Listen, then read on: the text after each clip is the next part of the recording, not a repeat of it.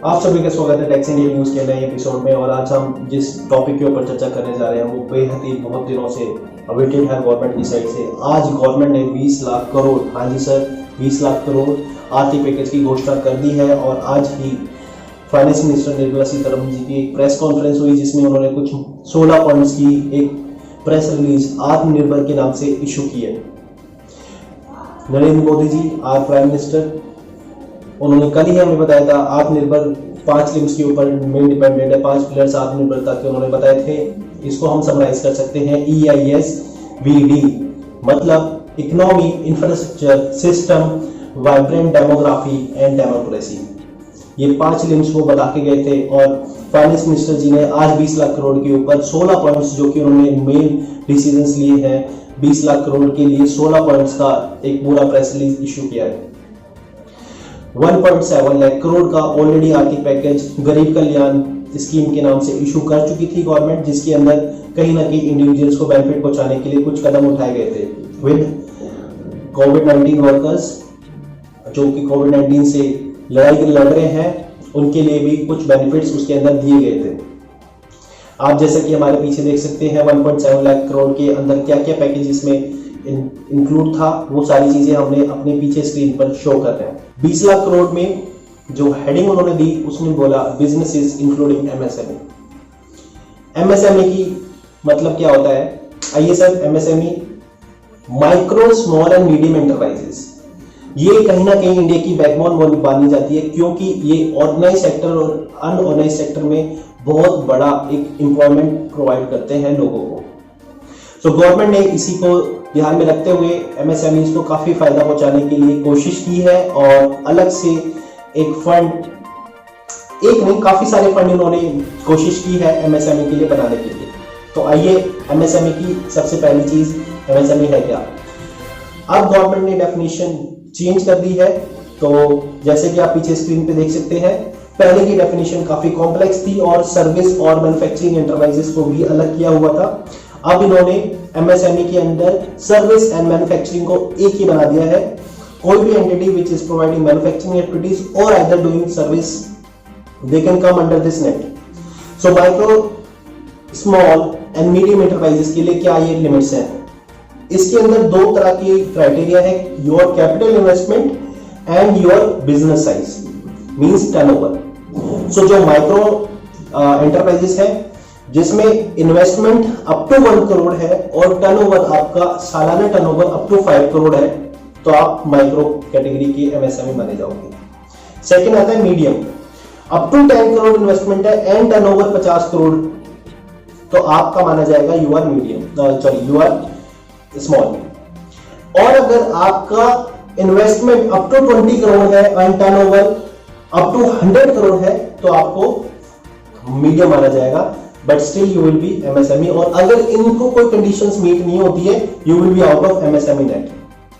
अब sir MSME का registration कैसे कर सकते हैं? उद्योग आधार की एक वेबसाइट दी गई है जिसके अंदर आप MSME कर सकते हैं। पहले बहुत कॉम्प्लेक्स, बहुत जटिल प्रक्रिया थी MSME को रजिस्टर करने के लिए, लेकिन आप इजिली आप उद्योग आधार की साइट पर जा सकते हैं और आप आधार, ऑथराइज्ड पर्सन के आधार या बिजनेस ओनर के आधार के साथ आप उसको MSME का सर्टिफिकेट ले सकते हैं। हाँ, कुछ फीस देनी पड़ेगी और आप chartered accountants, advocates, company secretaries और कॉस्ट अकाउंटेंट्स की हेल्प ले सकते हैं to get yourself registered as MSME।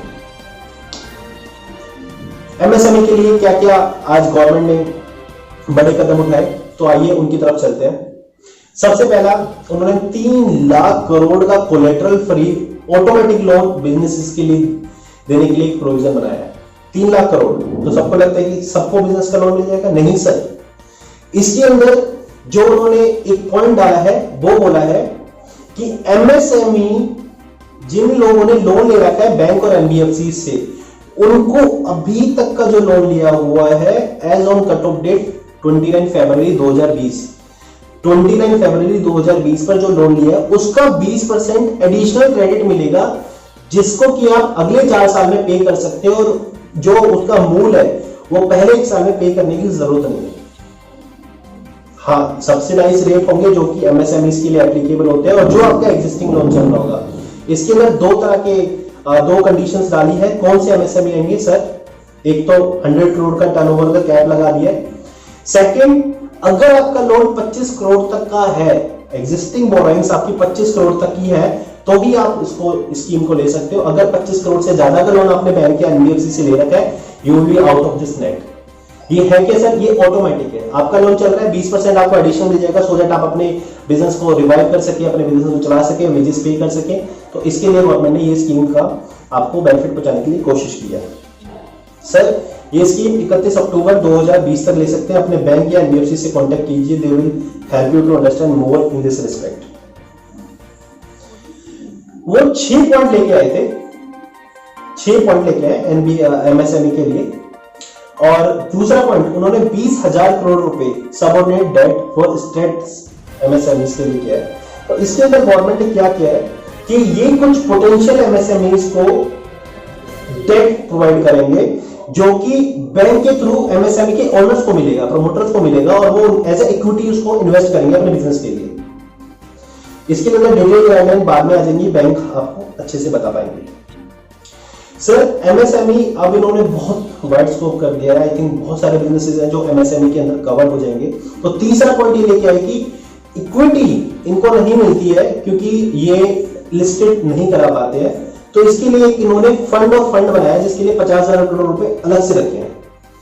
ये कुछ मदर और डॉटर फंड के मैकेनिज्म में काम करेगा, और इनिशियली 10,000 करोड़ रुपए एक फंड ऑफ फंड कॉर्पस के साथ सेटअप किया जाएगा, जिसके अंदर जो भी एमएसएमई लिस्टिंग के अंदर जा सकते हैं, सो दैट उनको ईज मिले और इजीली उनको इक्विटी लिस्टिंग में जाने वाले हैं उनको पैसा मिलेगा। चौथा सर, मैं जो कि बता चुका हूं, डेफिनेशन एमएसएमई की इन्होंने बड़ी सिंपल कर दी है और वाइड कर दी है। ग्लोबल टेंडर्स, सर 200 करोड़ रुपए तक के ग्लोबल टेंडर्स, 200 करोड़ के ग्लोबल टेंडर्स अब ग्लोबल फर्म्स अप्लाई नहीं कर पाएंगे। कहने मतलब 200 करोड़ तक का, चाहे प्रोक्योरमेंट का, सर्विस का, वर्क्स कॉन्ट्रैक्ट का, ये डेफिनेशन आ सकती है। व्यू में भी डिफर जब गाइडलाइंस आएगी, बट 200 करोड़ तक के टेंडर्स अभी भी सीपीएससी अब लॉन्च करेगी, तो वो विद इन इंडिया उसको कराने पड़ेंगे। So global entity can't enter into tenders up to 200 crore. कुछ और एमएसएमई ने जो स्टेप्स उठाए हैं, एमएसएमई के लिए जो स्टेप्स उठाए गए हैं, ई कॉमर्स, उनको ई मार्केट के साथ उनको जोड़ा जाएगा। जितने भी उनके ड्यूज हैं, एमएसएमई के ड्यूज है, विद इन 45 डेज उनको सेंट्रल पब्लिक सेक्टर अंडरटेकिंग्स और सेंट्रल गवर्नमेंट की तरफ उनके ड्यूज है, उनको बाहर जल्दी से पेमेंट कर दी जाएगी। और फिनटेक ई मार्केट प्लेस पर उनको लैंडिंग के लिए फिनटेक सॉफ्टवेयर का डेवलपमेंट किया जाएगा, या फिनटेक से डाटा इकट्ठा किया जाएगा, सो दैट उनके सेल्स को रिव्यू करके उनको अकॉर्डिंगली लैंडिंग दी जा सके। सर ये 6 स्टेप्स एमएसएमई के लिए गवर्नमेंट ने उठाए। आइए अब चलते हैं अदर बिजनेसेस के लिए, जिसके अंदर एमएसएमई भी इंक्लूडेड होते हैं और अदर बिजनेसेस। इसके अंदर 2 ईपीएफ को लेकर इन्होंने बड़ी इंपॉर्टेंट अनाउंसमेंट की है, जिसके अंदर लिक्विडिटी। सर आप ये मत मानिएगा आपको बेनिफिट मिलने वाला है, एक स्कीम में बेनिफिट मिल रहा है, एक स्कीम में बेनिफिट नहीं मिल रहा है। इस दूसरी वाली स्कीम के अंदर आपको लिक्विडिटी दी गई है। पहले वाली स्कीम में जो अभी 1.7 लाख करोड़ का जो पैकेज था, करीब कल्याण पैकेज, जिसके अंदर ईपीएफ जो कि 12% employee as well as employer का जो पार्ट है, वो गवर्नमेंट पे करेगी अपनी पॉकेट से for the period April, May and फरवरी।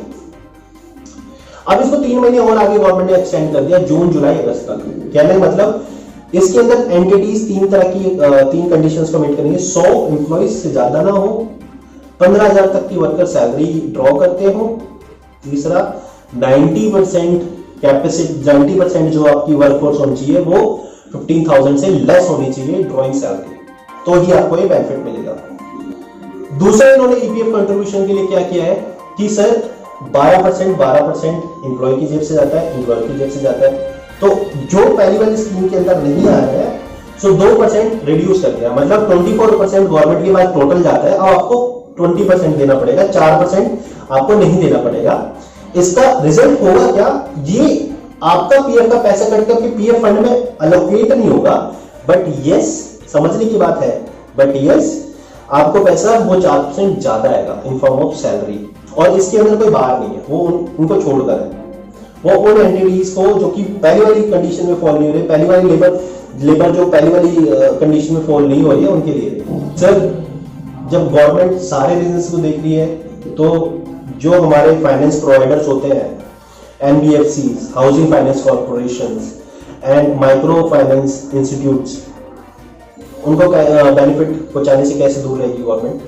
तो इन्होंने 30,000 करोड़ रुपए का special liquidity fund either through the debt documents, debt papers जो कि गवर्नमेंट ऑफ इंडिया परचेज करेगी और इन लोगों को पैसे देगी, वो एक इन्होंने नया प्रोविजन बनाया है 30,000 करोड़ के लिए, जिसके अंदर रूल्स में जो फाइनेंस के रूल्स हैं उसके अंदर नेसेसरी चेंजेस ये लोग करेंगे और 30,000 करोड़ कहीं ना कहीं मार्केट के अंदर डाला जाएगा। 45,000 crore partial credit guarantee scheme दी है एनबीएफसीज को। तो इन्होंने 45,000 करोड़ रुपए की लिक्विडिटी एनबीएफसीज को by way of credit guarantee provide करने की कोशिश की है, जिसके अंदर मनी मार्केट की कुछ सिक्योरिटीज होती है such as commercial papers and other bonds जो कि बैंक और एनबीएफसीज के बीच में ट्रांजैक्शन होती है, तो उसके थ्रू ये लोग इनको कोशिश करेंगे फंड करने की। और इसमें भी क्या होगा कि 20% इनिशियल लॉस जो होगा इसकी क्रेडिट गारंटी का वो गवर्नमेंट ऑफ इंडिया बेयर करेगी इसको। तो कहीं ना कहीं कहा है कि 45,000 करोड़ का उनको एक बूम मिलेगा, एक लिक्विडिटी मिलेगी, so that they can fresh lend to the MSMEs. Sir discoms, जो हमारे पावर डिस्कॉम्स, इसको दो मेन पीएसयूज गवर्न करती है, पीएफसी और आरएससी। तो पीएफसी और आरएससी को इन्फ्यूज करेंगे, उसके अंदर 90,000 करोड़ रुपए की लिक्विडिटी डालेंगे, सो दैट वो डिस्कॉम्स को, जो कि हमारे डिस्ट्रीब्यूटेड चैनल होता है इलेक्ट्रिसिटी को पूरे को मैनेज करते हैं, उनको वो सपोर्ट कर पाए, फाइनेंस दे पाए, और ये पीएफसी और आरएससी के थ्रू होगा। सर कॉन्ट्रैक्टर्स के लिए एक रिलीफ दिया है। कॉन्ट्रैक्टर्स जो कि काम में लगे होते हैं कंस्ट्रक्शन कॉन्ट्रैक्ट्स में, जो भी जितनी भी सेंट्रल एजेंसीज हैं, रेलवे है, बेसिकली सीपीएससी की बात कर रहे हैं यहाँ पर। इसके अंदर जितनी इनके अंदर इन्होंने बोला है कि बैंक गारंटी, सर हर एक कॉन्ट्रैक्टर को इनके साथ बैंक गारंटी रखानी होती है अपने काम करते टाइम पर। सो उस बैंक गारंटी को ये लोग रिलीज करेंगे पार्शियली, और वो जो कॉन्ट्रैक्टर्स हैं उनको बेनिफिट मिलेगा, सो दैट बैंक गारंटीज पर बैंक्स को चार्ज देते हैं कॉन्ट्रैक्टर्स, तो इन फॉर्म दैट उनको लिक्विडिटी का एक बेनिफिट मिलेगा। सर रेरा के अंदर इन्होंने बोला है, अब रियल एस्टेट को फायदा पहुंचाया है, डायरेक्ट कैश फ्लो तो नहीं दिया, बट रेरा में रजिस्ट्रेशन के लिए कुछ रिलैक्सेशंस दिए हैं। रजिस्ट्रेशन एंड कंप्लीशन डेट के लिए रियल एस्टेट प्रोजेक्ट्स को रेरा के अंदर कुछ फोर्स मेजर क्लॉज के तहत उनको एक्सटेंशंस दिए हैं, और वो एक्सटेंशंस जो कि जो प्रोजेक्ट एक्सपायर हो रहे थे 25 मार्च 2020 तक, उन प्रोजेक्ट्स के लिए 10,000 करोड़ की लिक्विडिटी इन्होंने गवर्नमेंट ने कोशिश की है बिजनेसेस को देने के लिए, और जिनका टीडीएस डिडक्ट होता है by reducing existing TDS and TCS rate by 25%। अब ये कवर किसके लिए होता है?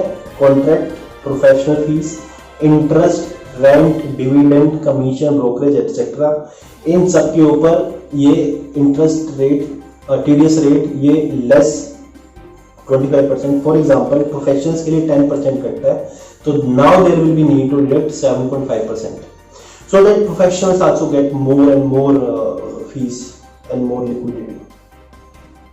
ये इन्होंने एस्टिमेट लगाया, this will help them to release additional liquidity of 50,000 crore which is part of 20 lakh crore as well. कुछ और डायरेक्ट टैक्स मेजर्स लिए हैं इन्होंने गवर्नमेंट ने, जिसके अंदर जो भी पेंडिंग रिफंड्स हैं charitable trust, non corporate businesses and professions के, इंक्लूडिंग प्रोप्राइटरशिप, पार्टनरशिप, एलएलपीज, उनके सारे रिफंड इशू कर दिए जाएंगे। दूसरा है इनकम टैक्स की रिटर्न्स की डेट एक्सटेंड कर दी है। 31 जुलाई फॉर नॉन ऑडिट केसेस होती है, उसको 31 अक्टूबर कर दिया गया है। 31 अक्टूबर होती है फॉर ऑडिट केसेस, उसको 30 नवंबर कर दिया गया है, और ऑडिट को भी 30 सितंबर से बढ़ाकर 31 अक्टूबर कर दिया गया है। कुछ और इन्होंने मेजर्स लिए हैं जो कि डिपार्टमेंट को हेल्प करेंगे।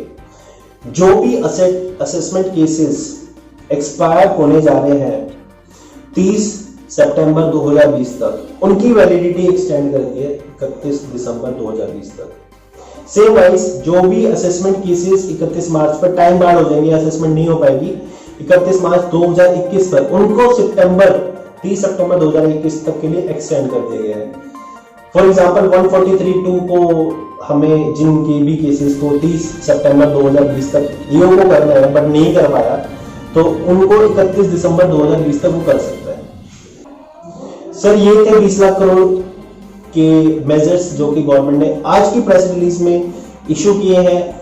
कल भी प्रेस रिलीज होने जा रही है जिसके अंदर कुछ और वो लोग बताएंगे, कुछ और मेजर्स हमें सजेस्ट करेंगे इस थ्रू द पेपर्स।